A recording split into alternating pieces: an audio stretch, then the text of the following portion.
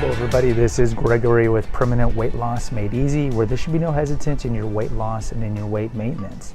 Today we're going to continue this series, kind of a follow-up of what we talked about in the previous episode about having to adjust as you get older. In the first episode we talked about your workout regimen, and today we're going to talk about your diet.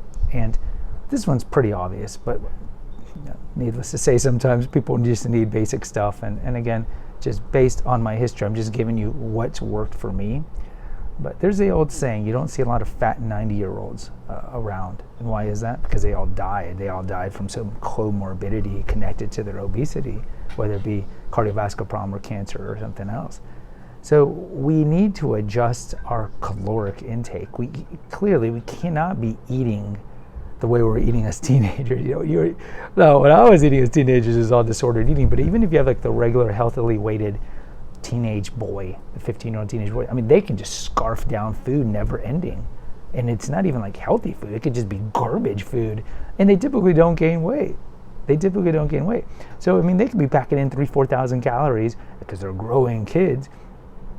And later on in your 20s, it's the same thing. You could be eating a lot, drinking a lot of alcohol, and your body just metabolizes all this pretty easily when you're younger. But when you get older, you just simply can't do that. You simply can't do that.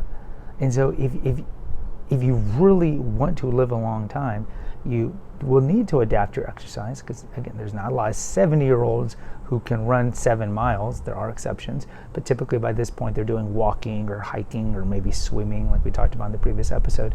But also 70, 75-year-olds, you can't be packing in 4,000 calories. Your body doesn't need it as much because you're not expending as much calories throughout the day just being alive, and also you're just not moving the body as much. So you just have to eat less calories.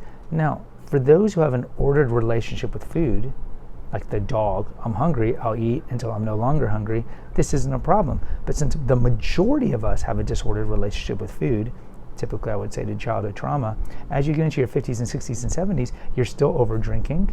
You have alcohol dependence. We talked about this on previous episodes. If you're drinking more than 14 drinks a week, if you're a guy, and 10 drinks a week if you're a woman, you're alcohol dependent. And a lot of this comes from childhood stuff, peer pressure and all these things. You just turn to it as a crutch.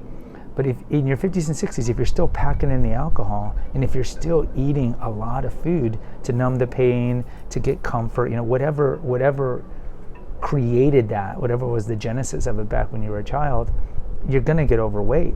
You're going to get overweight. Even more overweight if you're already overweight, because your body doesn't need as many calories as your metabolism slows down.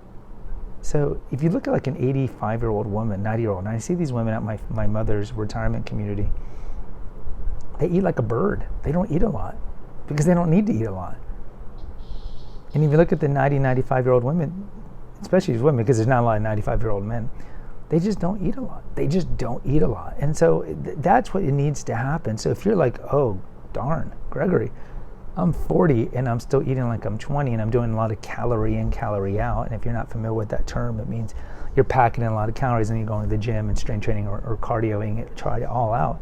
And I did that for like a decade after I lost my weight. Go to my personal playlist, Reflections of a Weight Loss Warrior, I talk about that.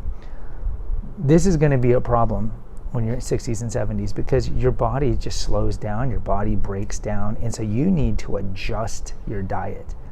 And if you still have disordered eating relationships, if you still haven't separated emotion from eating, oh, I'm sad, I got to binge eat, oh, I'm happy, I got to binge eat, oh, then when you get to your 50s and 60s, you're going to keep eating the same amount, and then you're going to get overweight, and then the diseases will be coming. So guys, it's crucial that you do the deep work now, wherever you are. The sooner you do it, the better it is for your health.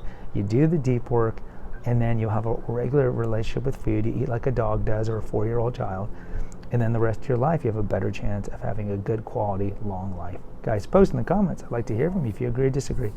Have you adjusted your diet as you've gotten older? Until next time, take care, God bless, and pray.